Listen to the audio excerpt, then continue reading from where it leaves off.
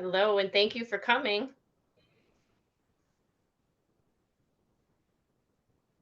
We'll just wait a couple minutes for people to come in.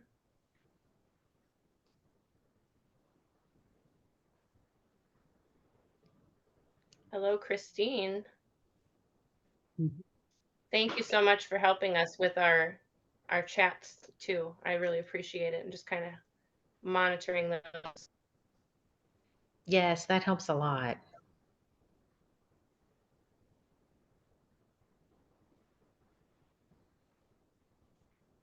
Are we going to admit them? Christine, did you want to do it or do you want me to?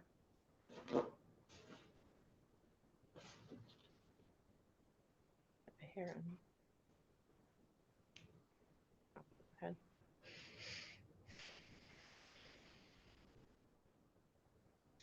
Oh, there they go. All right. Hello and welcome. Thank you guys for coming. We're so happy to have you guys here and joining us tonight and taking some time out of your night to talk with us. My name's Jamie. Um, I'm a nighttime triage nurse with a local hospice. I've been doing hospice for about 16 years. And um, we just wanted to talk with you guys about things that we see in hospice and some common concerns. And um, we'll just wait a couple minutes for anybody else who wants to join, and then we'll get started.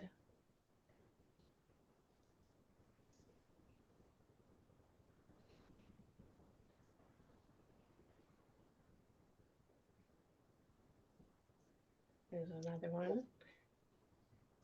Hello, Terry and Eileen and Margaret, Sergio, Annika, George and Catherine and Kathy and Lisa. Thank you guys so much for inviting or for joining us tonight. Um, so just a few housekeeping things. Um, we'll be talking for a little bit about some of the most common concerns that we see with hospice and how we deal with those concerns. Um, we're going to ask that we all be respectful to one another. We keep ourselves on mute while somebody else is speaking. And then any questions that you have, if you want to save them for the end, and then we would be happy to answer them. Some of those questions might get answered during the discussion. Um, but if you have any more that you'd like us to elaborate on, then at the end you can let us know. So, my name is Jamie, and I am the owner of Hospice Buddy. And I have been a hospice nurse for 16 years. Um, I also spent quite a bit of time in oncology. And I have worked in inpatient hospice centers and continuous care um, in patients' homes, and now I do triage. So I've really gotten a good understanding of hospice as a whole and how all of those departments work together. Um, I opened my business because I thought people could use more support. And when I was getting some of those calls at night, it always kind of hurt that, people weren't as prepared. You could feel the pain at the other end of the phone.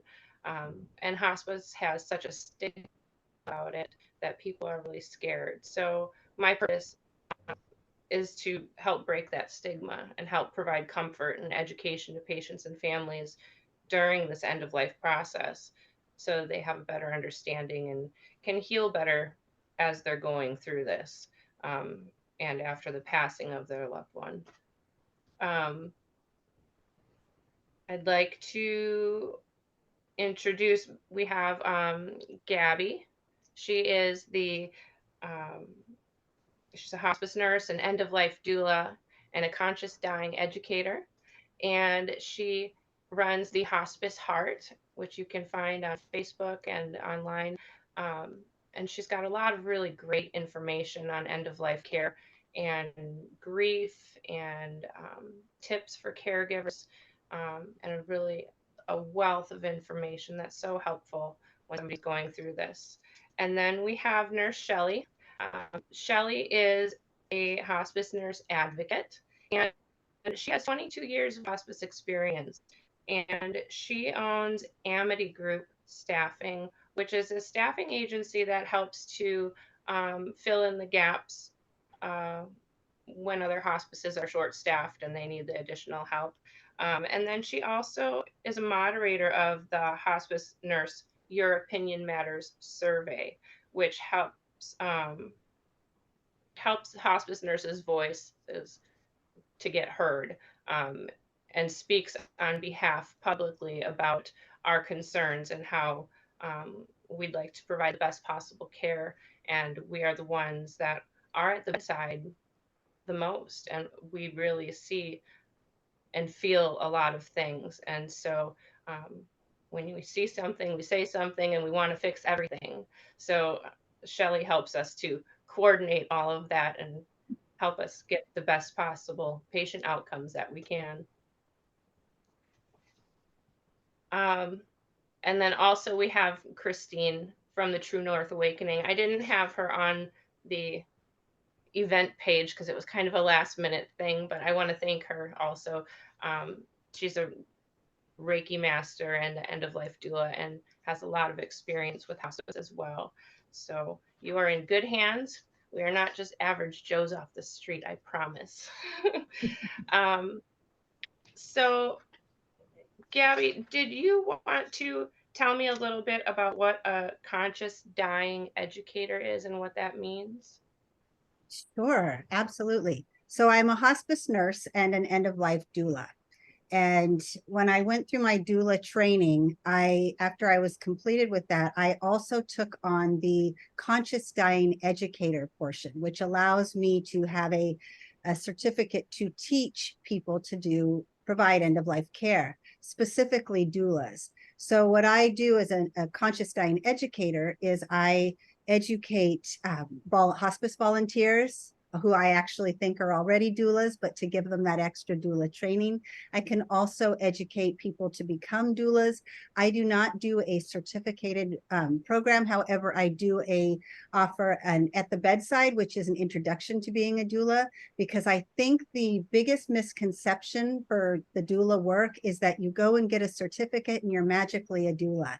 It doesn't work that way. You actually have to have the experience first. And to be able to truly do this work, you need the time and the experience. And that's what I do. I hand over that information. But conscious dying in itself, there are, I think, definitely different interpretations of what that means. For me, what a conscious death is one that is done with awareness. When the person who is in that hospital bed or the bed and is dying, that they are aware of the care they're receiving, that they are aware of the process as it's navigating towards the end, and that they have enough awareness to also know that their wishes were honored. A conscious death is one that is wrapped around awareness and care and being truly honored completely by the people who care about you. And so I try to teach and educate people to help improve the way people are cared for when they die.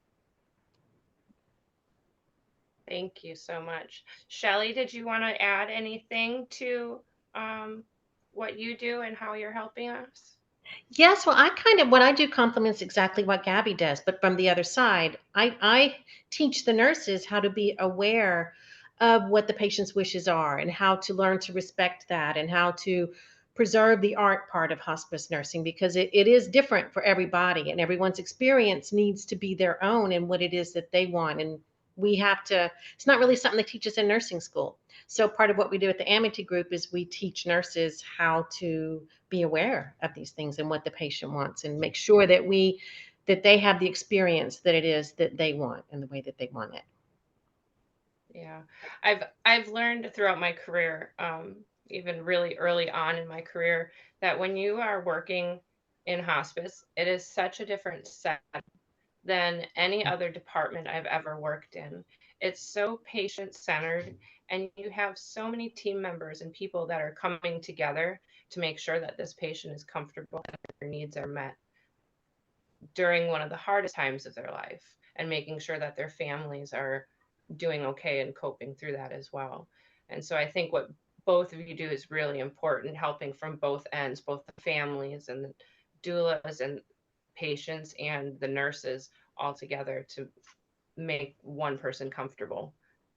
Yes, and I think it's so different than what we do in the hospital, because in the hospital, we control that whole environment. But in hospice and in Yeah, the home, we're living in your environment. So we have to learn very quickly to adapt to your environment, to the patient's environment and the family. So it's not something that comes naturally necessarily. It takes a lot of work and effort to do that.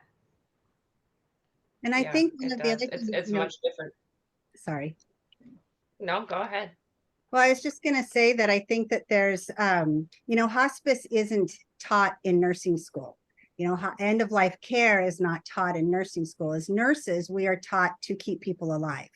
So I went to nursing school to be a hospice nurse, but I got absolutely nothing from that to do this work. I had to start at the bottom, and I worked my way up to learn what that actually means. But it does take special training, and it does take time and experience and patience to truly be able to provide this care in a way that is beneficial to both the person in the bed as well as those at the bedside. Absolutely. Absolutely. Now, I started as a nursing assistant and a nurse in a inpatient facility. And I thought when when a nurse starts as a nursing assistant, you get a really good understanding of that physical work that's involved. And you learn so much from those nurses. And through that experience, I saw how the hospice nurses work together. And I was like, man, they're so well rounded and compassionate.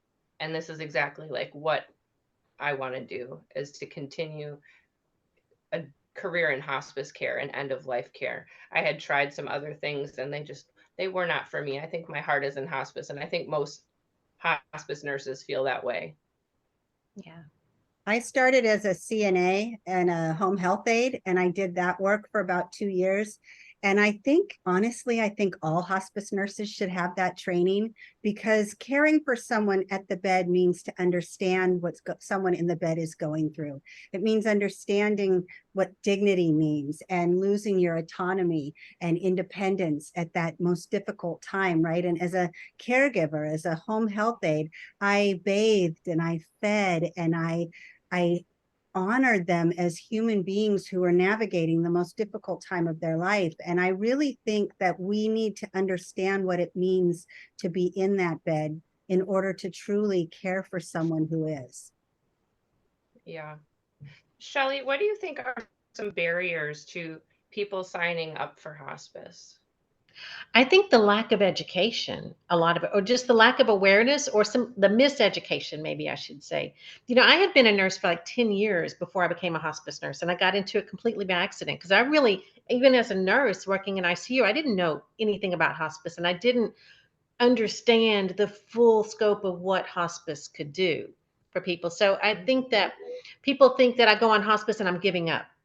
And Yeah. that is really not what it is. Going on hospice is honoring your life and honoring your choices and making sure that you have the dignity and control over the end of your life. But I don't think people see it that way. They see it a lot of Yeah. times see it as giving up, or not doing everything that we can do. And that's probably one of the biggest barriers that I see. Yeah. Another thing is the expectations of patients and families and what they think, you said hospice, we give you more when you die. Or I've heard people say, I signed my mom up for hospice and they killed her, and there's these negative feelings associated with this patient is declining and we are trying to help keep them comfortable in the best way that we possibly know how, whether that be natural measures or medications, and just extra support in the home. Um, but when they see these changes going on, I think it's really hard for them to accept as well. And maybe they don't want to sign up because they're not quite ready to um, seal the deal, if you know what I Yeah. mean. You know, Yeah. And I don't think people realize that you can change your mind too. I always tell people that when I'm talking to someone about it, that, if you get on and it's not for you, you can stop anytime you want to. So I think it's really hmm important that people understand that too. yeah. Um, and Shelley, what kind of services does hospice provide, and like how you can go on and off, and who's coming in and those sort of things. Because I think a lot of people don't understand that you can come on and off, and how like those benefit periods work. Yes. So, well, Medicare pays for all of hospice. So there's never a charge to anyone if you're on Medicare. Sometimes the insurance pays for it also, and you may or may not have a copay. That depends on your insurance. But Medicare does it through benefit periods. So there's a first 90-day benefit period, then there's another 90-day benefit period that equals 6 months. And then after that, it's every 60 days. And from the patient side, you don't really realize what we're doing behind the scenes during these benefit periods, but we're making sure you meet criteria and all that. But if you're on for a little while, and let's say a treatment comes up that you want to try, an active treatment, and you want to stop and go try that treatment, you just let us know, you stop, you go try the treatment. And if you decide, well, that's not for me, and you want to get back on hospice, you just call us back and we just sign you back up. You'll just be in a different benefit period, but it really doesn't matter because you have unlimited 60-day benefit period. So as far as patients are concerned, it's really, you don't even really know what we're doing behind the scenes just to make sure that all of that works. Yeah, exactly. Um, and a lot of another misconception I feel is, I've heard from a lot of people, when we admit people, that same day we like to call them at night and say, I saw you were admitted tonight. How's it going? Do you need anything? Do you have any questions? And I've heard more than a few times, I thought I was going to have a nurse here 24/7. Yeah. And I think that's a big common misconception too, is a lot of people believe that when they sign up for hospice, there is going to be somebody there 24/7. And that's Yeah. just not something that most services provide. Have you worked with companies where they do provide 24/7 care, not for symptom management? No, that is not something, actually, Medicare doesn't really allow that. So Medicare governs a lot of what we can do.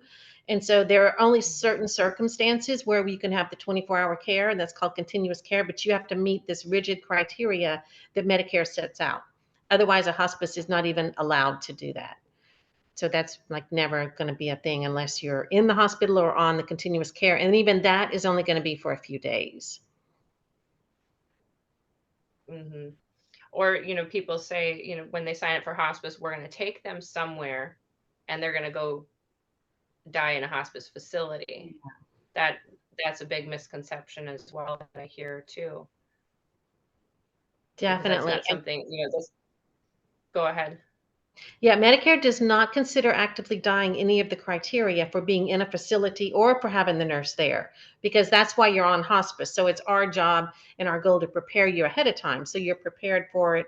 And of course, I think nurses, we increase the nursing visits. So if somebody is declining and stuff, you may get daily visits from a nurse and daily visits from your CNA and your social worker and those things. We just can't stay in the house with you the whole time. Hmm. Because those hospice care centers are generally meant for short-term symptom management. So if somebody is having severe shortness of breath or pain, Yeah. nausea, vomiting, things of that nature, that they have tried really hard to get managed at home to keep you at home. But sometimes you just have to go to one of those facilities, have the nurses and doctors work to get that symptom management managed, and then the goal is to go back home where you came from, and keep you home where most people are more comfortable and want to be. um, Gabby, did you want to talk a little bit about people's concerns with dehydration and not eating and not drinking? And that's another big one that we see, that we get the calls that my loved one has stopped eating or is only taking bites, can't swallow their pills, and then they'd like to start IV fluids or tube feedings. And do you want to talk a little about that? Absolutely. I think it's one of the things that most people struggle with at the end of life. We consider food and water is love, right? When we're feeding and caring for someone, this is an act of love on our behalf, right? And when we are told that we have to stop that, it's hard, especially you get this couple that have been together for 75 years, and she's been making his meals every day, and suddenly he stops. And I've seen caregivers, bless their heart, right? They're trying to offer care, but they don't want to stop feeding. They will force them in many ways. And I think it's important for people to understand that at the end of life, when our bodies are shutting down, food and water actually causes the body discomfort. It lets go easier without the food and water. So there's certain things that I look for when someone is starting to decline. You know, in general, as we get older, our throats close up just a little, right? You'll notice that there's people that suddenly go from regular food to pureed foods. And that's because their swallowing ability is affected. That's just in general with age. And then as we're here navigating at the end of life and we're going through that process, our ability to swallow is affected even more. The first thing I look for is the inability to swallow water. I'm not sure why it's water versus anything else, but water's the most common. When they start drinking the water and there's a cough, that indicates to me that they're struggling with swallowing. I also notice it when they use a straw. A straw is designed to fill all the way up and then shoot into our mouths. That can cause aspiration. It can cause choking if someone is not able to swallow well. So those two things I look for. And I can, the minute I see that happening, I tell the family, stop with the straw. But then I also say, if they're drinking the water and they're coughing, that's a sign that they're struggling. And what happens when people are struggling with swallowing is fear is often right around the corner. They are afraid to swallow because they're afraid to choke. They know what that feels like. Sometimes at the end of life, depending on what their illness and diagnosis is, the brain knows what to do, but the mouth and the body parts that that do the swallowing motion they get confused, and sometimes someone will stop mid-swallow. All of these are scary for the person who's going through this. And so for some of the things that I also look for is if they start to pocket food. Usually that indicates that either they've forgotten how to swallow or they're afraid to swallow. Sometimes they'll just let it spit out of their mouth. Sometimes they'll close their lips really tight and stop and say no more. But the family side of things, the caregiver side of things, they struggle with that because they don't understand what's happening here and the idea that this is actually causing harm. Because from their perspective, and bless their hearts, right? But from their perspective, they think they are hurting someone they love by not feeding them. Now, I've seen nurses and people in general go in and say, you have to stop doing that. That's really hard for the person who loves them, right? You can't just stop someone from doing something they've been doing for years and years. You can't scold them. You know, they feel like they're being punished. What I try to do is offer something else in return, but always the explanation. Is he doing this? Does he cough when he drinks water? And they'll say, yes. Okay. Does he have a trouble with the straw? Yes. Is he storing some food in his cheek? Yes. Have you noticed that he'll stop right here? The food will stop for a moment. He doesn't know what else to do. Yes, I've noticed that. Does he hold his lips tight when you're feeding him? Yes. Sometimes he turns his head. And I said, that's the sign. That's him communicating with you, even when he doesn't have the words. He's saying, please don't give me any more. You are not going to hurt him by honoring his request. In fact, you're bringing him more comfort. So when you give him this food and this water, it makes the body uncomfortable. It shuts down with as though there's been walls and obstacles in their way. If you honor what the body is saying, because the body speaks, the body knows what to do. It lets us know things, right? And if you honor that and you pull back, you are offering that person comfort. But there's other things you can do. And so I'll think of other things that I can give them to do that offer care and comfort, because I think people need to know that they've done something well for this person, that they've honored them well. And that also eases with their grief. They know they've brought someone comfort, that they've respected them, that they've listened to them, that they've made things a little easier for them. They're not starving or dehydrated. They're dying. That was already happening.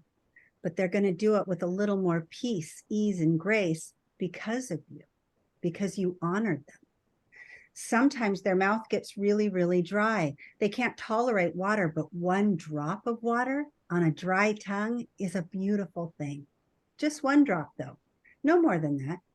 Or things like positioning or massaging their hands and feet or offering cooling measures to their warm skin.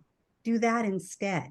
So if you take something from a caregiver, whether it's a family member or they are hired, it's important to explain the why and then give them something else to do, because taking that away from them leaves them feeling helpless and unable to provide care, and no one wants that. Right. And a lot of people say, well, okay, so they can't swallow. How about IV fluids? That's, I think that kind of goes with the same line of, I need people to understand that at the end of life, when someone is transitioning to actively dying or actively dying, that is not bringing them comfort. It's almost like suffocating the body in a way. And so I will talk people out of it. Now, if they come on to service, right, and they've got weeks and they need, they're not able to eat or drink for whatever reason, and they're going to be alive for a while, I am not in the business of making people suffer. I will look into that. Now, most hospices do not support IVs, right? But it's negotiable. You could at least ask. Hospice isn't the boss of you. You could even, like Shelley said, you can get off hospice if you need to go do some hydrating or whatever, and then come back on. But it's important to know that you are not giving them comfort at the end of their life by doing that. They are not suffering from that most of the Right. time. You know, I think it's important to look at where that specific person is in that disease process. Like you said, if they are nowhere close to the very end and they've got some time, and it really helps give them a little bit of energy and a little oomph so they can visit with their family, and um, then, totally negotiable. But, you know, at the end of life, their body is like running a marathon on the inside, just trying to keep their heart and their lungs going. And then we add those extra fluids on, and we can get a lot of swelling and ascites and edema and congestion, because we are just making the body try to process something that it is just not capable of doing right now as it's slowing down. we've had a Thank patient you for or that. two where we have agreed to give them hydration, and it did bring them more comfort. We have two patients now that I see that are on feeding tubes and or have a feeding pump. And, we're I think that it's situation specific. We really, I Mhm. think we have to honor what the family needs, because, well, we get it. It's difficult for family members to take it all in. And so sometimes there's some baby steps and maybe a little negotiating. Okay, we can put them on, a little bit of water and see how that goes. And there's sub-Q hydration, right? I mean, to just not sub-Q, but yeah, sub-Q, where you Yeah, can yeah, kind of put a little water that way. And if it brings them comfort, it's not hurting anything. It's just not a typical hospice procedure. correct, correct. Um, and then what about like the Macy catheter? Shelley, do you have comments on a Macy catheter? Because a lot of people don't know what that is and how that can be helpful when somebody is really having a hard time swallowing. Yes, I have found the Macy catheter to be a wonderful thing. What it is an indwelling rectal catheter that is placed in rectally, and then the tube comes out and is affixed to the person's leg, on the top of their leg. And it's just a small tube, and you can crush medications. The Macy catheter comes with this very special pill crusher that makes like a powder out of all of the medications. Mix it with a tiny amount of fluid, and then you flush it through the catheter. So it administers the medications rectally. You're not actually having to do it rectally every time, though. You're just doing it through the catheter. And it works really well for people who aren't able to swallow any longer. Because before, our only other choice was to actually administer each medication rectally, which is uncomfortable for the patient. It's uncomfortable for the family. Like, nobody really wants to do that. So the Macy catheter allows us to continue with the same medication and the same level of comfort. And, we've worked usually a long time to get this medication regimen that works, and we're able to continue it with the use of the Macy catheter. And it's great. If it comes out, it's really easy to put back in. It's not uncomfortable for the patient. I found it to be a really great thing for patients that have a lot of ascites, a lot of the end stage cancer, liver cancer, pancreatic cancer. It's excellent way to administer their medications in a comfortable way, and also let the patient keep their dignity, because that's so important, especially anytime in life. But that's one of the main things that we want to do on hospice as well. So I really like the Macy catheter. Yeah, and Linda just comment to make sure that it's flushed completely, and that's true. Um, Mhm. you use that little syringe that it comes with, and you're actually supposed to do a fairly quick flush to Mhm. really get it out of that tubing. And what's nice too is because our bodies are naturally going through that dehydration process, our bowels are a little bit more dehydrated. And when we're adding that medication with that little bit of water, it really wants to like suck it up. And so Yep. it makes it a really effective way, and it actually works fairly quick compared to other routes. Or if people are having a lot of congestion, and I know you guys have probably given medications and it just comes right back out at you, Yeah. it, or you can hear it trickling down their throat, and that can be really distressing for the families to listen to too. So I found the Macy catheter.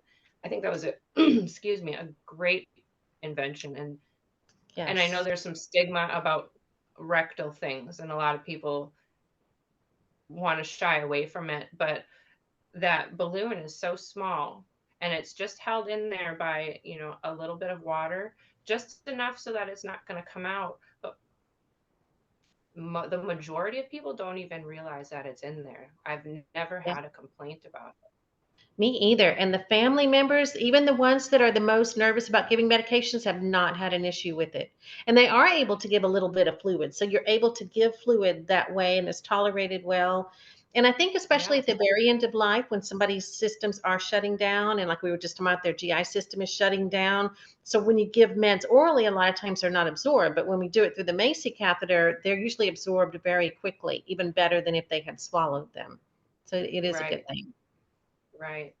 Um, Another thing that I see a lot as I'm taking my calls on my 16-hour shifts is sleep changes. People are sleeping all day, falling asleep during conversations, or they are up all night or for days at a time. Gabby, what are some ways that we can deal with those sleep changes and educate patients and families um, about what to expect during those times? Well, first, can I make a comment about the Macy catheter? Yes, absolutely. So, we've used it mostly, or it was used more often for medical aid in dying, right? So that you could give the medications rectally in that regard. But it's a very expensive product.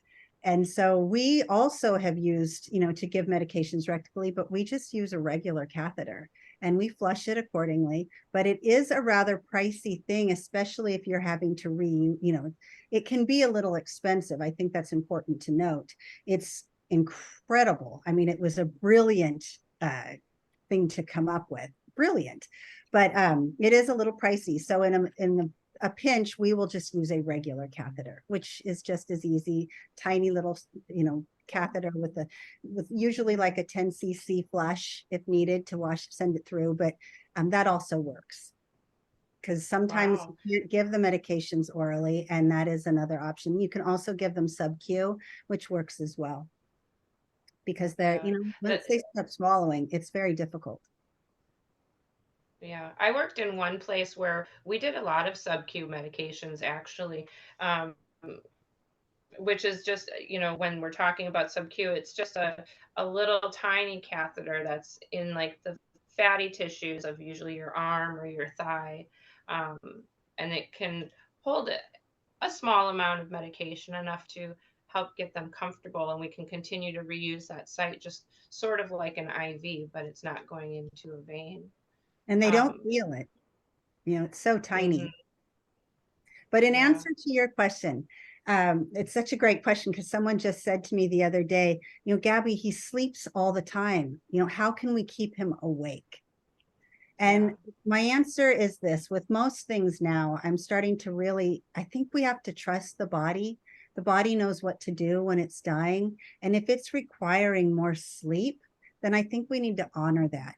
And that's hard for families because they want more time. They want to have conversations. They want to, so and so's coming to visit, and we really want him to be awake.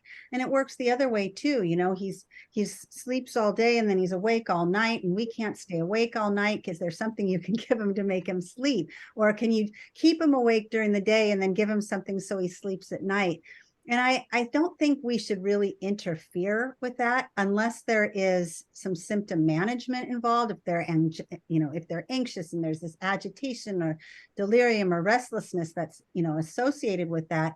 I'm not a big pusher of medications. I really like to see what we can do verbally or tactile first, and then add the medications, which I do think we need to have on hand and are often the only answer. But I think that sometimes we need to give a little medication to ease the symptoms and calm them, and maybe that will allow them to sleep, especially if they're not sleeping at all. But if someone Yeah. is sleeping more, that to me is a sign. That says that their body is declining, and it's declining usually pretty quickly. And one of the main signs that I look for when someone is going that route is that they shut down, they withdraw, they're a little less engaged, they're a little more confused, they eat less, and they sleep more. I think we need to trust the body when it says it needs to do that. There are things that we could give to give a little more energy, like maybe if they're wanting it, maybe the patient's saying, gosh, I sleep all the time. Maybe you could give a little dexamethasone or something along that line, right? To kind of give them a little more energy. But at the end of life, I think we need to trust the body. And it is hard, especially if their schedules have changed. Oftentimes with dementia or Alzheimer's, they might sleep during the day and be up all night. They might have sundowning. And in that case, I always suggest this is that time when you need to get a caregiver, because you need self-care too. The family needs to sleep at some point. They can't do 24/7 care. And it's really important that they honor that. And if this person is not going to stay asleep at night, then perhaps have someone there to be with them to make sure they're safe and cared for. Yeah.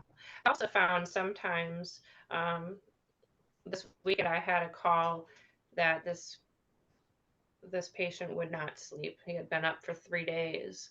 And then, we have to also, when I sent the nurse there, he found the TV was on really high, all the lights were on, and the family was constantly in and out of the room.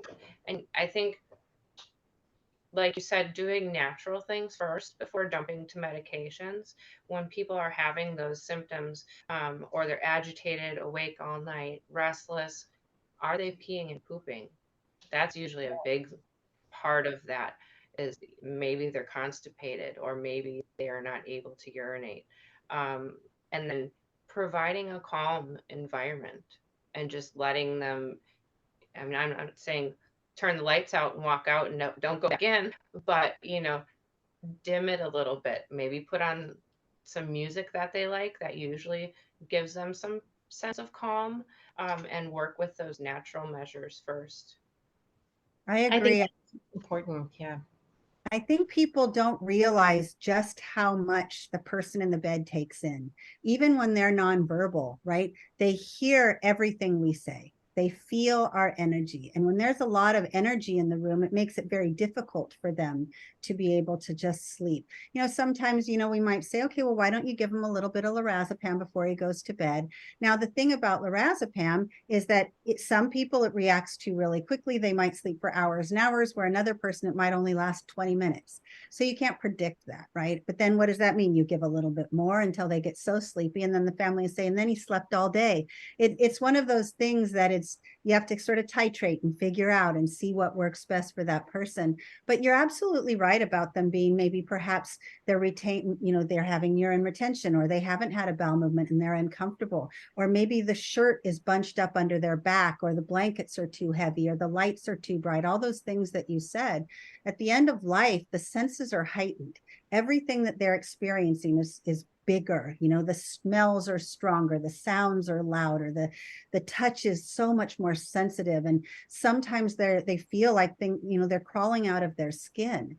There is so much going on with the physical body when it's trying to let go, that we have to honor that. And I loved what you said, Jamie, about them running a marathon within, because that's what it's like. It's going crazy, and they are are trying to work with it, and there's not a whole lot they can do.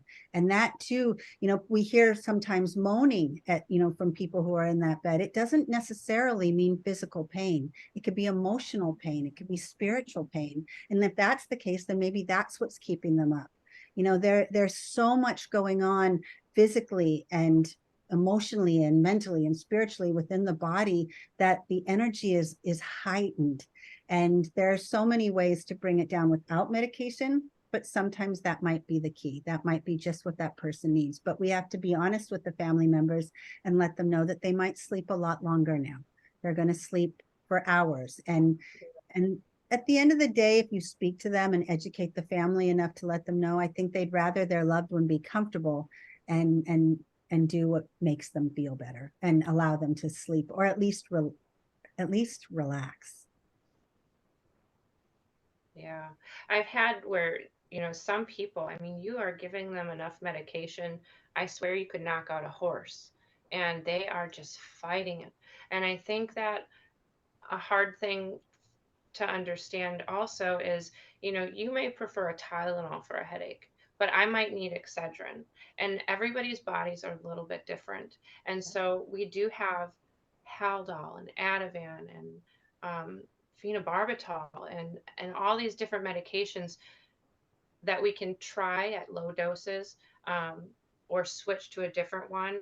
And it really is sometimes trial and error to see what's going to work best for that patient's body to get them to a more comfortable state. And I feel like once we finally do get them to that more comfortable state, they may pass away quickly.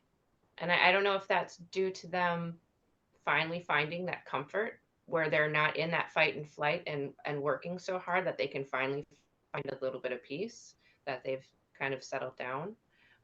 But I know a lot of families feel the medications are what's doing it, or the morphine is what's doing it. I love when this. many times it's I love the direction you're going in, because we've all heard this. My mom was on hospice. They gave her morphine and she died. And here's the thing, exactly. it's so important that people understand the medications that we usually supply in our comfort kit, which we call SRK, System Relief Kit. They're common. And Jamie, you mentioned them. It's usually morphine or haloperidol, also called Haldol, and Ativan, also called lorazepam. And these are our typical medications. We have others too, but these are kind of the common three. And when someone is very symptomatic, we will give a very small amount. The PRN, which is also called as needed, doses are very small. It's not enough to end a life. You give it to this person, maybe they require more. You give a little bit more. Could they die after taking these medications? Absolutely, but not because of them. I am truly a believer that, first of all, the person who is on service with us has come to us because they are dying. Their body is weak and it is shutting down and they are declining quickly. And if they're symptomatic, we are going to respond to that, because that's what you do in hospice. If you give these medications, whether all three or one or two at a time, and they are given into the body and they offer the body peace, then what it's going to do is succumb to what it was already trying to do, only with a little more ease and grace. The body fights, it's doing its marathon, and these medications will oftentimes just calm it just enough for it to be able to say, okay, got it. So could they die after taking them? Yes. Did you kill them? No. Did that medication kill them? No. It really is about the process that person is already going through. And there's so much fear around medications, and people will say, no, we won't do this. We're never giving them morphine. We're not giving them any of this. And I respect that. We also get a question like, well, what if they become addicted? I don't take that fear lightly either, because what if this person is coming from an addictive personality, or they've had issues, or the person in the bed had issues? That's a real fear. So my goal is to always address their fears, validate them, let them know that they've been heard, and say, let me help you with some education that might make you feel a little less guilty, right? Or have regret at the end, because there's so many people that after they've given medication and their loved one has died, they feel like they did that, and they will take that with them for the rest of their life. How can we change that? We educate them. So I think these medications, It's almost like, and this probably sounds a little bit corny, but they almost speak to the body in the areas that are struggling most to offer it peace. And once it finds that Right. peace, once it receives the medications that way, it will give in to what it was already doing. Exactly. Um, I was thinking about the do not resuscitate orders, and when people um, they have a hard time making that decision on their loved one because they feel like when they sign that, they're sealing their fate. They feel like they're giving up. Um, they don't want to make that decision. Shelley, do you want to talk to us a little bit about the do not resuscitate order and maybe the benefits of signing it or the risks of not signing it? Yes, so I think that this is one area, like you said, that's very difficult for a lot of people. And I think sometimes a barrier to hospice care, because even in coming on hospice, somebody might still, or a family member might say, well, I don't want to sign that. I'm afraid to sign that. I want everything done. So I think it's important for people to, first of all, understand you do not have to be a do not resuscitate, which means do not resuscitate means that if your heart would stop beating, if you would stop breathing, if you're a do not resuscitate, it just means you're allowed to peacefully slip and go ahead and transition. But if you are a full code, as we call it, then that's whenever you call 911 and they would do the chest compressions and intubate and all of that kind of thing, like what you see on TV. So you get the choice. It's your decision of what you want done. Um, and it's important always too that you communicate this, what your feelings about it, with all of your loved ones so that they know what your wishes are. But when you come on hospice, you don't have to be a do not resuscitate. You can be a full code and still be on hospice. So I think that when people first come on, if they are afraid to do the do not resuscitate, I will bring them on and then we'll start to educate and talk with them about what it does mean, as you said, because let them get used to the hospice, let them get used to the process, build a trust with them, we build a flow, and then we can start to talk about what it really means. Do you really want to have 911 call? Do you want to have the chest compressions? Do you want to be on the breathing machines, even if you're not conscious any longer? Do you want to still live on the machines? And then we'll start to have those discussions. And every time in my career of 22 years, a person has always made that decision after they become comfortable with the process. They've made the decision to become a do not resuscitate, because but it's a personal choice, and we don't judge you if you decide that you don't ever want to do that. That is absolutely the patient's choice as well. hmm I've seen some pretty traumatic things when um, when somebody does not have a do not resuscitate and they clearly were end of life. And if they don't have that form and they call 911 instead of hospice, it can be a heartbreaking experience. And, those families are often distraught at what Yes. they just had to witness, and it's so traumatic on the body.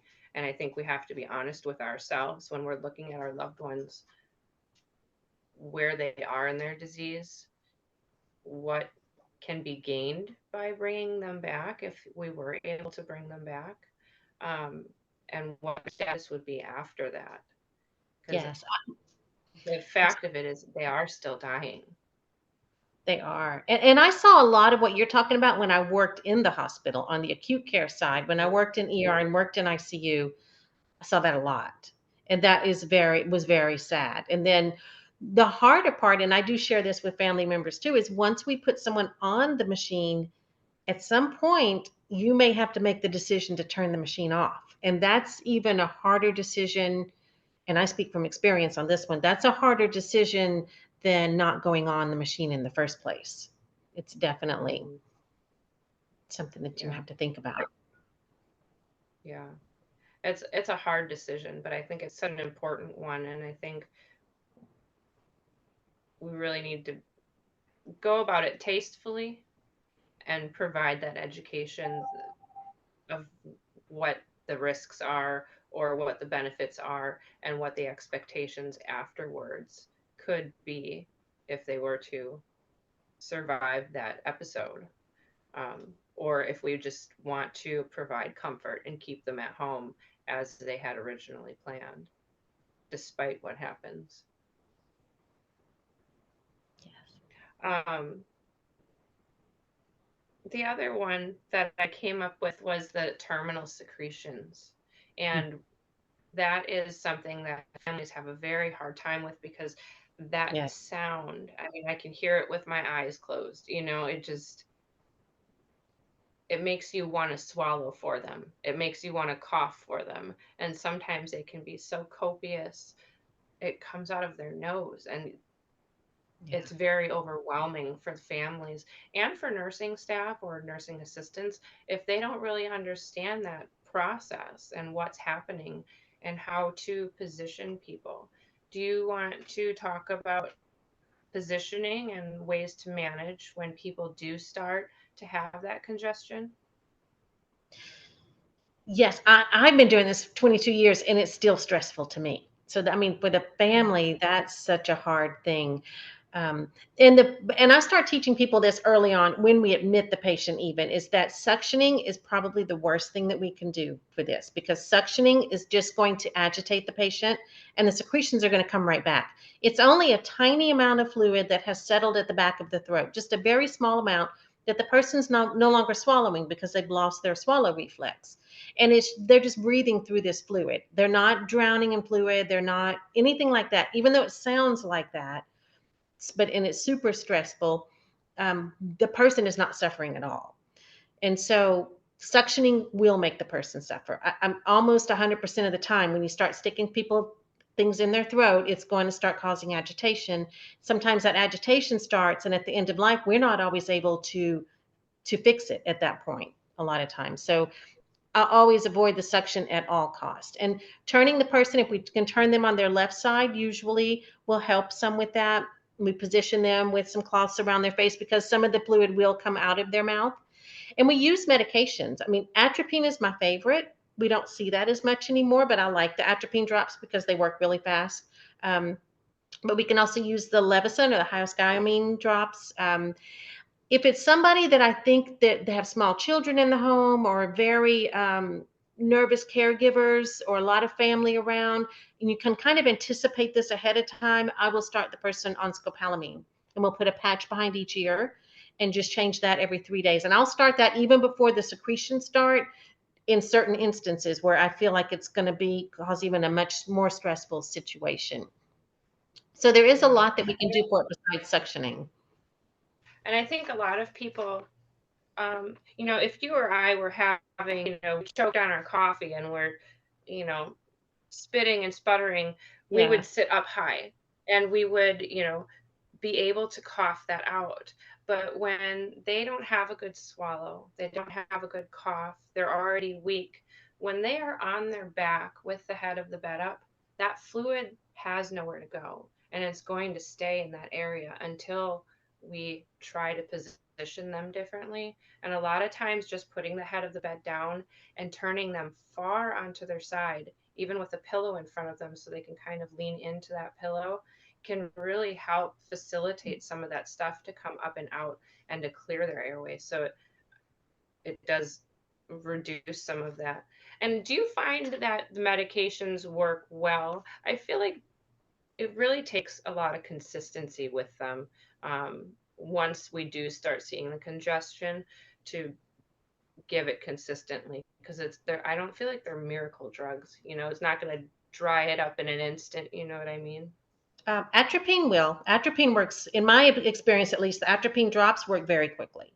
You just don't, we don't see those Yeah. anymore. This is something we did a long time ago, and it kind of, it used to be, it was the eye drops that we would use, and they were just a couple of dollars, and then it became very expensive, and we stopped seeing them in the e-kits. And so I think that's what happened with that. But it does actually work really, really quickly. You still have to do it every couple of hours, but when they start to come back, like the Levison or the hyoscyamine, I always have a hard time saying that one. I don't find that Hmm. works. I find it's okay, but it takes 3 or 4 doses every 4 hours before it to really work. And you have to give it with fluid. So sometimes if you don't do it slow enough, you're just causing more problems. So it's not my favorite. I don't find that it works that great. And then the scopolamine, it works good if you get it on before the secretions start. If you put it on, because it takes about 24 hours for it to work. So if you put it on once the secretions have started, probably not going to work that great, because by that point, someone is usually very end stage anyway. By the time the scopolamine would start working, they may have already passed. So Yeah. And I found that, some instructions in my past on medications for the secretions will say to put the tablet under the tongue.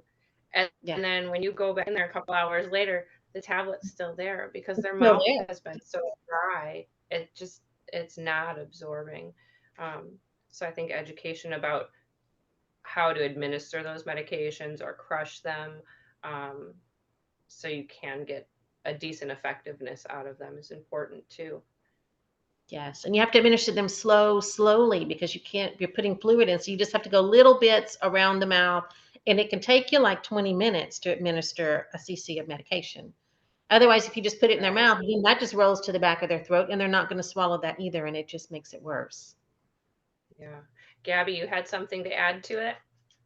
Well, when Shelley, when you first talked about the suctioning, I wanted to like high five you and dance because I Right. think people there, we need a suction machine. I don't think people realize just how traumatic that is. So I was so happy to hear you say that. And I can't even say scopolamine, so I'm sure I just said it wrong. So I totally get that as well. My feeling about atropine is a little different in that the only time we would ever use it if the mouth was actually filled with, because sometimes it bubbles up, it pours out, there sometimes is quite a bit, and sometimes it does feel like they're drowning, but that's a rare occasion. When the secretions are building up, that rattle, they call it the death rattle for a reason. I wish we could call it something else, but the truth of the matter is that's what it is. It can happen days before someone dies, or even weeks before. So it's not necessarily at the last few days or hours. But what happens is our ability to bring things up and down is affected, right? So it hovers here, and people think that that person is suffering, but they're not. It bothers us because of the sound. We don't use atropine anymore because one of the side effects of atropine is hallucinations. It's rare, it doesn't happen that often, but it's enough for us to know that we're not going to use it. But the problem, at least from my perspective with these drops, is that it dries out the mouth. It doesn't necessarily dry up what's down here, causing the mouth to be even more dry than it already is. So at the end of life, our mouth dries up, and then you introduce things like morphine, which is an anticholinergic. It's going to reduce fluid as well. But I have seen atropine work. We haven't used it in a long time. We won't use it unless a family member says we have to. And I agree with Shelley. It suddenly increased in price the more people started using it. It's very expensive. But for us, what we do is exactly what Shelley says. We will turn them over onto their side. And sometimes I'll go to the other side. I'll almost do a super slow roll back and forth to loosen them up and let it just spill out. But I think it's important that people understand that it causes us more distress than the person. And if it's just right here and it's just that rattling sound, it really isn't causing them as much distress. It's easier to try to tell the family and educate, right? We have to educate and reassure them that this is not hurting them in the way that it sounds like it is. But it is one of the most, I think, common fears, is that they're drowning, or they're suffering because the sound is so horrible. And you're right, I can close my eyes and just imagine the sound. It's one of those things you never forget. But we won't, I mean, unless absolutely the family is adamant, we won't use atropine for many reasons. Yeah. And now something that I kind of explain to people as an analogy is, when we have somebody with the head of the bed down far into their side and they're there for quite a while, when we go to roll them over, that fluid is going to move. During that time, it may sound much worse as that fluid is shifting. And generally it will settle. It might take a couple minutes, but it'll kind of settle and calm, and then they'll be okay again. But during that positioning period, I have seen people turn purple. I have said, "Oh, wait, we're not going to move this person anymore because they can't tolerate it." And I think we really have to, again, look at that individual and see how it's affecting them, how much they have and can't tolerate. Well, you brought up a really good point too, Jamie, because sometimes when you do that, the person can actually take their last breath in that moment. And one of the things, and we all probably have a different opinion of this, but when someone is in the same position for a long time and they've had a lot of medications and they've been giving, like, around the clock scheduled medications, I sometimes feel like sitting in one place almost puts the body on pause, right? And then when you move them a little bit, like maybe to stop the gurgling sounds, and you roll them over, the medications and whatever fluid is there shifts, just like you said, and that almost reactivates the dying process and speeds things up a little bit and kind of pushes the button off pause, and they could die with that movement. I mean, you've seen caregivers who are there to give a bath, they put the head of the bed down and the person takes their last breath, because I think things need to shift in order to kind of start the engine back up again of that process. But that could happen too. And people are, that's scary for people. I always tell people, if this person hasn't been moved for quite some time, this could happen. I just want you to be prepared. He could take his last breath simply because we've moved him. Yeah. Yeah. And, sometimes people just don't want to move people anymore. And, they've had enough. They're comfortable. Let's leave them where they are. We do have those concerns about skin breakdown, because our skin is like the largest organ of our body, and it, just like the rest of the body, it breaks down easily too, and you can get sores very easily, even with the best of care and turning every 2 hours and diaper changes routinely. That skin is so fragile and so sensitive. We do have to kind of be mindful that those areas aren't breaking down or causing more pain or discomfort by not moving them. I think at the end of life, it's just so uncomfortable. And when they're going through their actively dying phase, movement is so hard. And I know, especially with caregivers, there's this, we have to move them every 2 hours, which of course that's what they're taught, right? And that makes sense. We want to preserve the skin the best that we can. I found other things they can do, like I'll suggest that they put a pillow under one hip, and then after a little bit, maybe under the other hip. But also the hospital bed is, besides being great for our backs and the caregivers' backs, if you elevate the foot of the bed, it takes pressure off the hips and the bottom. So it actually gives them a break. You could elevate the foot of the bed a couple times. There's ways to set up the brief so that all you have to do is maybe slide it out. You don't have to actually move somebody. Movement is so uncomfortable because, like I said earlier, all the senses are heightened at the end of life. So they feel things more. Movement is traumatic in many ways. That's when you'll hear a lot of times the moaning or flinching or grimacing with pain, is because just the movement alone is so hard for them and it causes them pain. Why do that? There are other things that we could do to give them some relief, to also kind of consider their skin, but also to honor them as they're going through that process. Mm-hmm. The other thing I was going to talk about was grief. That's a huge portion of all of this. I mean, when we are losing somebody that we love, it is going to hurt, and people sometimes feel there's a right and a wrong way to do it, or, you shouldn't be feeling this way, but you are, and then you're guilty for it. Or they have a hard time moving on. It's going to hurt, because we're human and we have emotions, and that's okay. And I was wondering if you would talk a little bit about the grief process, and how caregivers can better deal with those feelings surrounding the end of life. Me or Shelley? I was going to have you, because you also have a book about it, right? Well, I write a lot about grief. I think this is such a great conversation because you've got three really, I think, really great nurses here, right? And we all see different perspectives. And yet at the end of the day, it comes down to what matters most, is that we provide good care. And so I love hearing the two of you and what you've shared, because it kind of opens because we're never going to stop learning, right? And none of us is the right way. This is what we've learned and this is our experience. So collectively, this has been really helpful for me as well. Grief begins at diagnosis. It's anticipatory grief, right? So when someone you love has been given a diagnosis, you are gone from that moment on planning their death, but so are they.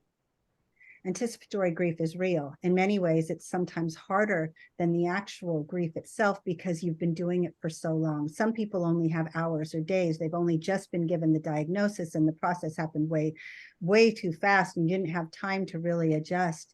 But at the end of the day, when someone dies, there's grief. And I'm going through my own grief journey now. I have lost in my lifetime, I lost both parents, all my grandparents. I lost a husband. I lost a baby. I lost a sister. I just lost my brother a year ago. My grief is big. And one of the things I think I made it up, but I could be wrong, but I call it pancake grief. You imagine that you're a child, right? And you lost a pet, maybe a grandparent, sometimes a parent or a sibling. That's the first pancake on your plate. And then as you go through life, you start stacking the pancakes and they just get taller and taller. And it could be different things too, not just death. It could be a loss of a friendship, a loss of a relationship, a loss of a marriage, a loss of a job, a loss of a limb. All of that heightens our grief. And that's real and it's valid. And as the stack gets higher, it almost becomes a little bit more fragile. And then something happens.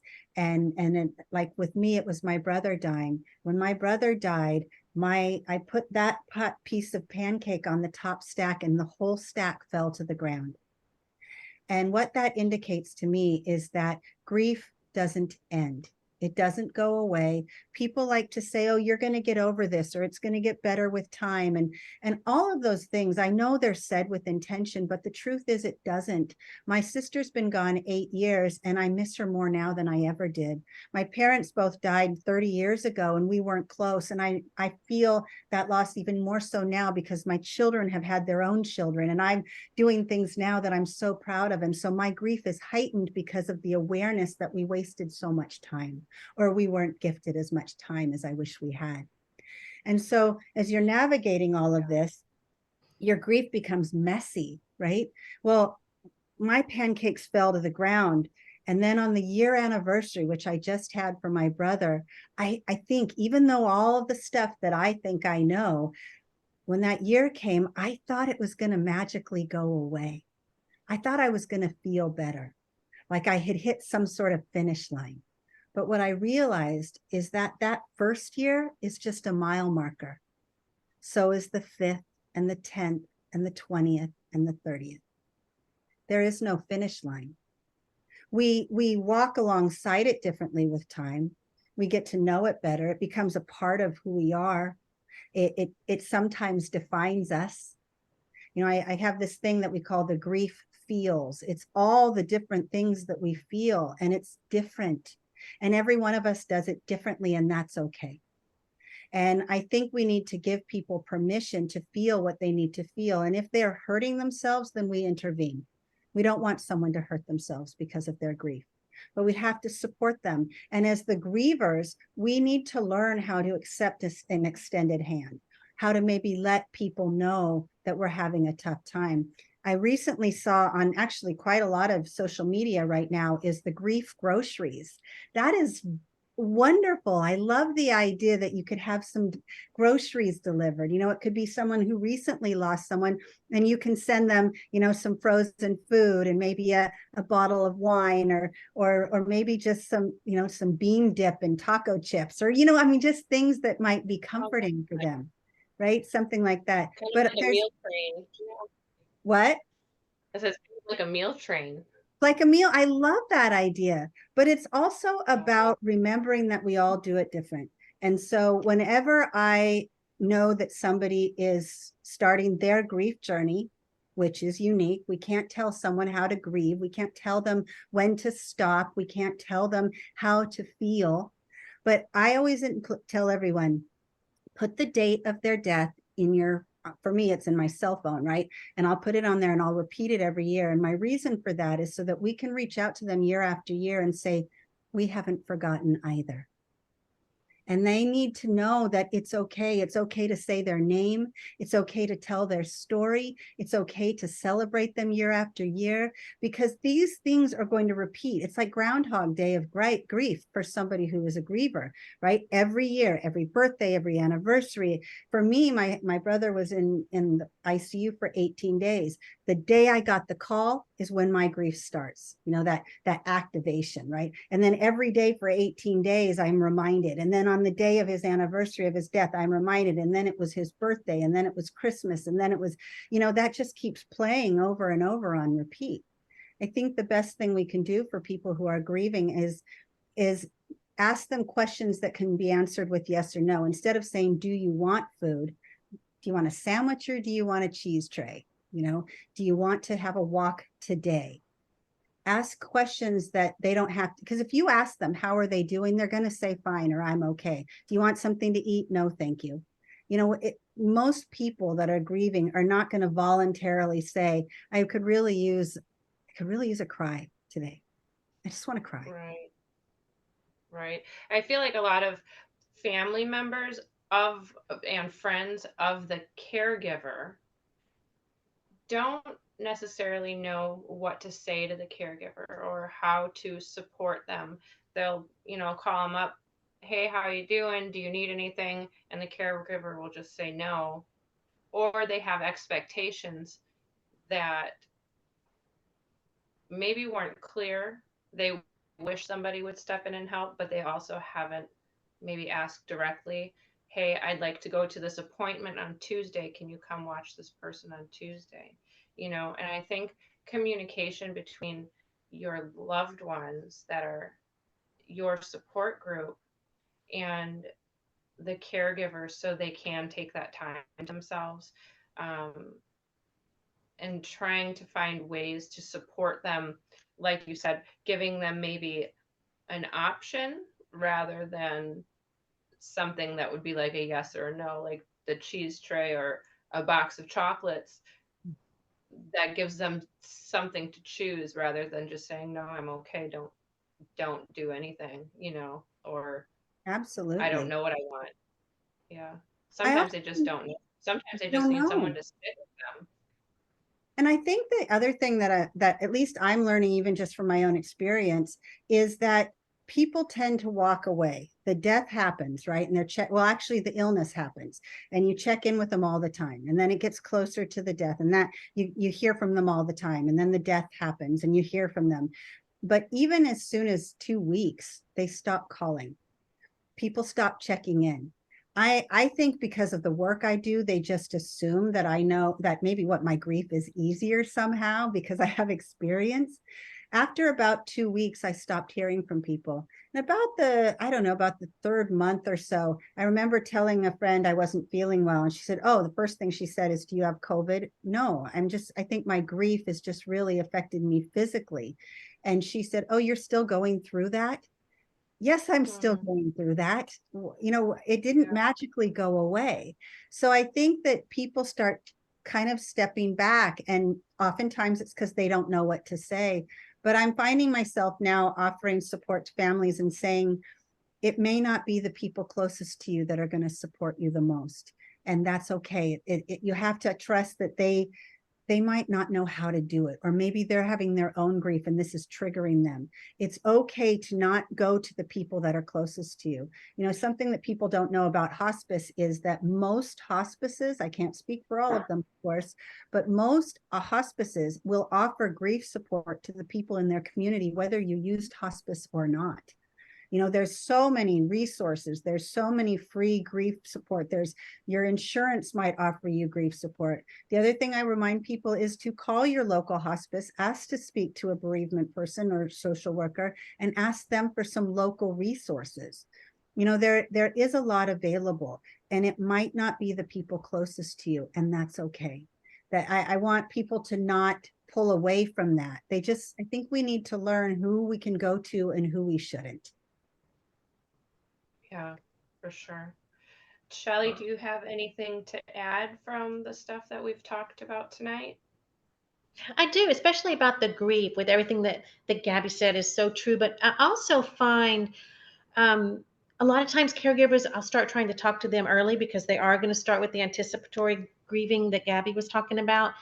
But a lot of times people also will be feeling guilt, and will be feeling guilt about different, because they're not sick, or feeling guilt because they're tired, or because they're upset, or because their life is changing too. So they're losing their loved one, but they're also losing their identity of who they are.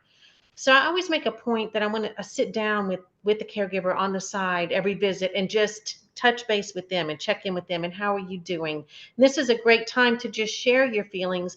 And if you do have like the pancake situation going on, like Gabby said, it's real important to share that with your hospice team. If you can, let them know where you're coming from. That lets us know more and be able to help you more and be able to plan for all of your grief support in a better way that'll meet your needs better. I love that. I wish more companies did what you do, because you're so right, Shelley. That's beautiful. Yeah. And I think there's a little bit of a stigma around um, nurses that maybe we shouldn't have an emotion at the bedside. We need to be strong. We need to not Oh, show emotion.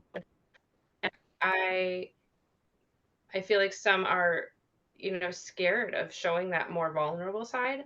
But at the same time, I feel like that lets that family know that you have a heart. You have like some cold-hearted person that just, you know, you know, No. killed off their loved one, that you really do care. And, it's okay to shed a tear or hug the family, or, whatever is appropriate in that situation, as long as you're not being a blubbering fool and you can't be of help. I think that there's a line that needs to be drawn of where you're supportive and um, trying to help the family through that, and still showing that you do have that connection and that you do care. you can't throw yourself over the bed in hysterics, right? But I Right. think I Right. want to read you something, if that's okay. I Yeah, I absolutely. cry.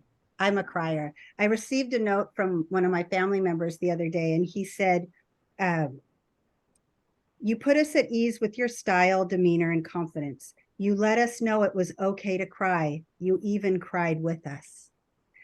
And he saw that Mhm. as human and compassionate, not as selfish or Yeah. making it about me.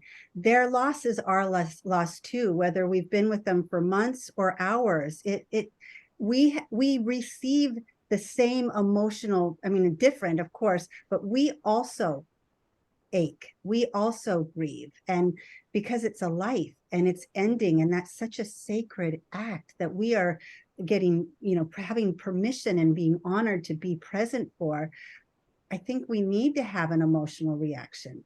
I mean, one tear down the cheek is certainly a little bit better than, hysterics at the bedside, but Yeah. we're human too. And we're experiencing this loss, albeit differently. It is grief to us too. Absolutely. And there are always ones that maybe hurt a little bit more. Um, you might have a really great connection with that family, or maybe somebody's your age or has children your age.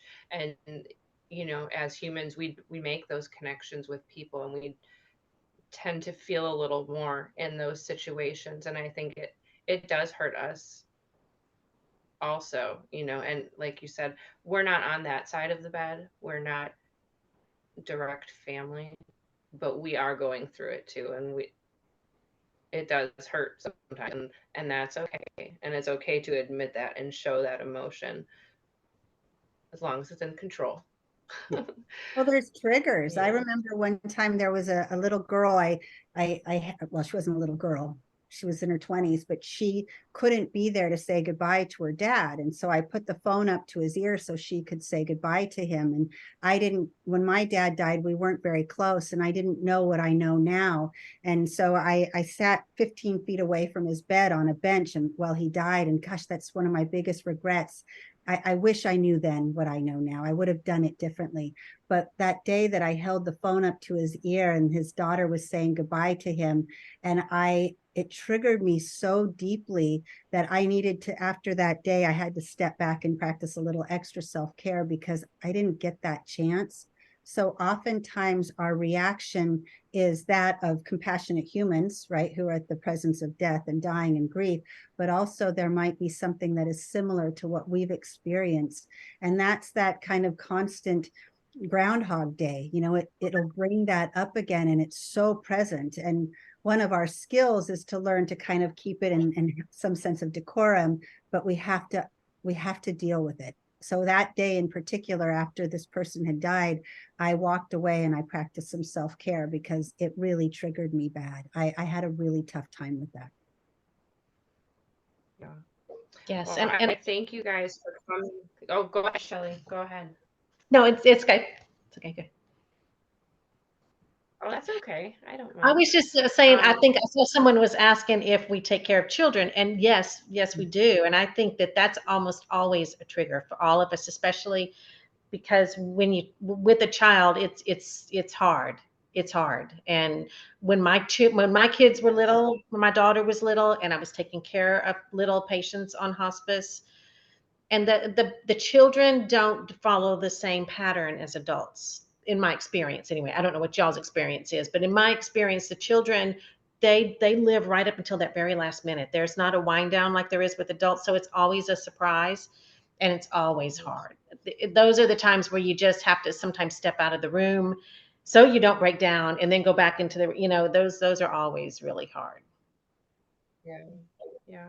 And I think all of the hospice nurses at some point have probably had to step away for a minute to go Yeah. gather themselves and then, come back with a bit of a different mindset or some strength from God, I guess, to get through that moment because it can be definitely hard at times.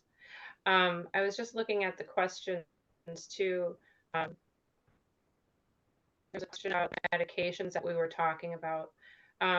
We had talked about morphine, lorazepam, and Haldol, and those are the big three, I think, that are used to help keep people comfortable. I'm just kind of looking through the rest. Oh, and then we had the scopolamine and the atropine as well. Do you guys have anything else that you'd like to add? Well, are there any other questions from the guests? I'm looking, I'm kind of reading on the side here. I could make it bigger. Does anybody else have any questions? Anybody that's watching, aside from what we've talked about, or anything that you'd like us to expand on? Caregivers tend to be overlooked. Everyone asks. Oh, it's jumping. I'm sorry. Everyone asks about the patient. That's very true too. Sometimes the caregivers can feel like they're not not even seen, or that nobody cares about them, and it's all about the patient. I think we definitely see that a lot, and I think that brings some of that grief about too. Yeah, and it's such a hard job. And what caregivers do is just the most incredible act of love and caring for that person, because it's so much harder than anybody thinks it's going to be. You can't really imagine how hard it is until you're doing it. I have so much respect for the caregivers and the gift that they're giving to this person, allowing them to die in the place where they're the most comfortable. It's just an amazing thing to do. Mm-hmm. I'm just looking through.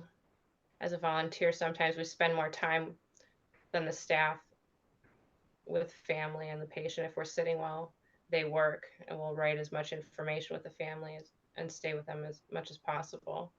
Um, and we're now getting into pediatric hospice, and there's a real need for that in our area.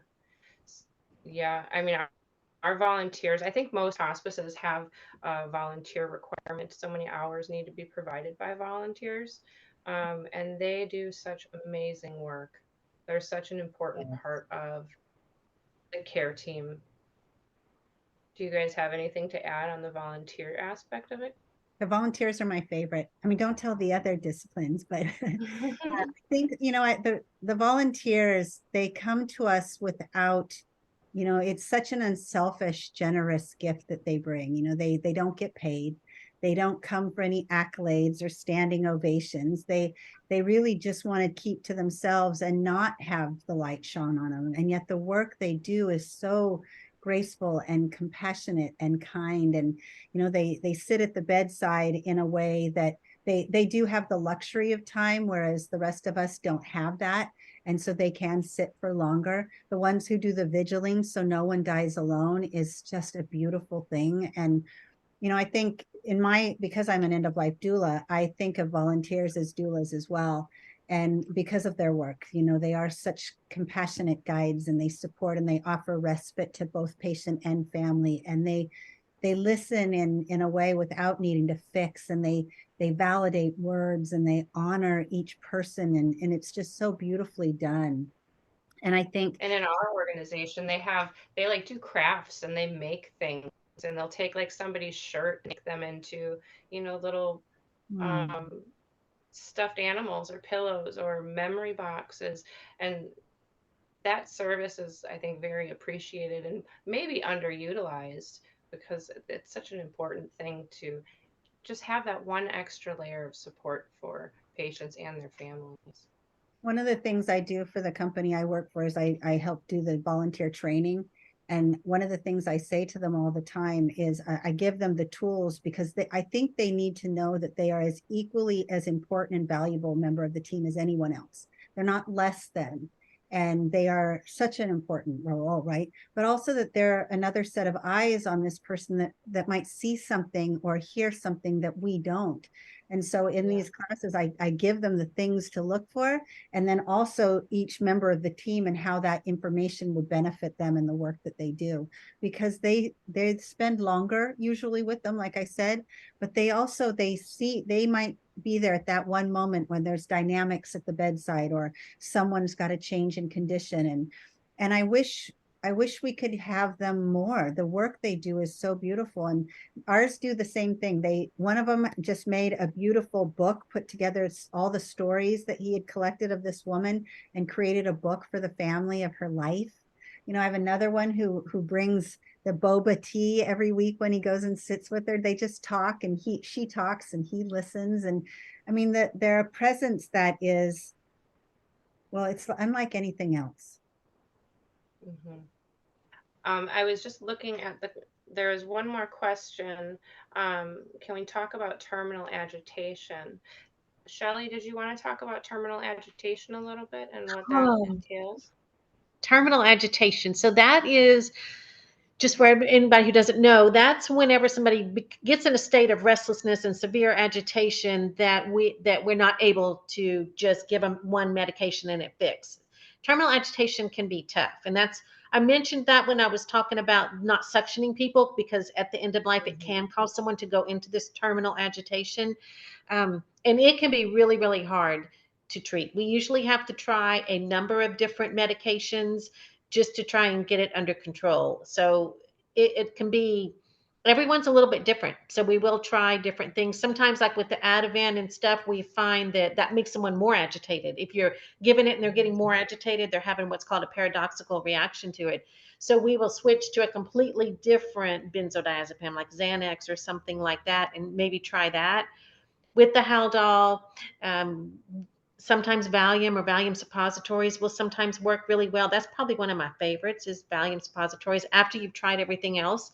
But unfortunately, there's no like magic. This is what will work. It's going to be a Hmm. trying different things and usually layering of medications.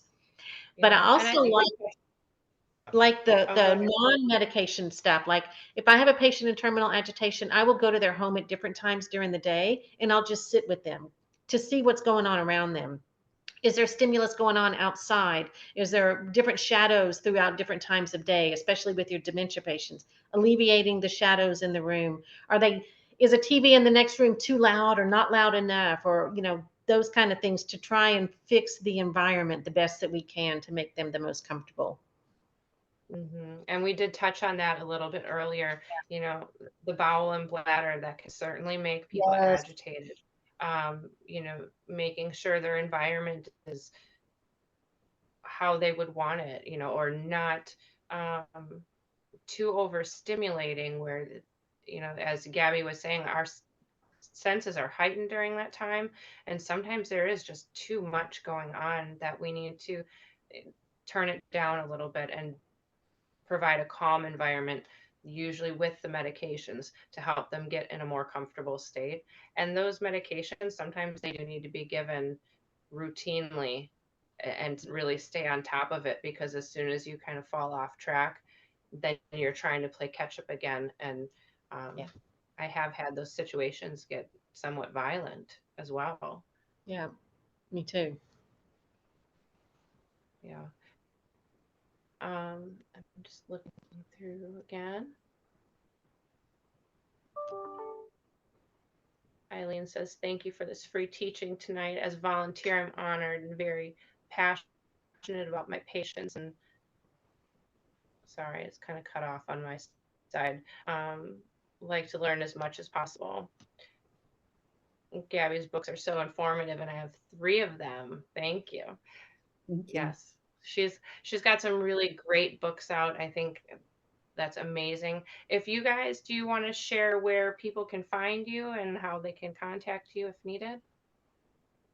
I'll start. So I have a website. It's thehospiceheart.net. And the website has the link to the Hospice Heart Facebook page. It has all of my blogs, the classes that I offer, and I do offer scholarships if money is an issue. I don't want that to get in the way. I've also done some really great podcasts with some amazing people, much like this one. And so those are all on there for free. And the links to my books are also there. Everything is on the website, and you can just click and push and it'll take you wherever you need to go. It's www.thehospiceheart.net. Thank you. And Shelley, where can we find you? And so for my stuff is geared more towards hospice nurses because that's what we focus on.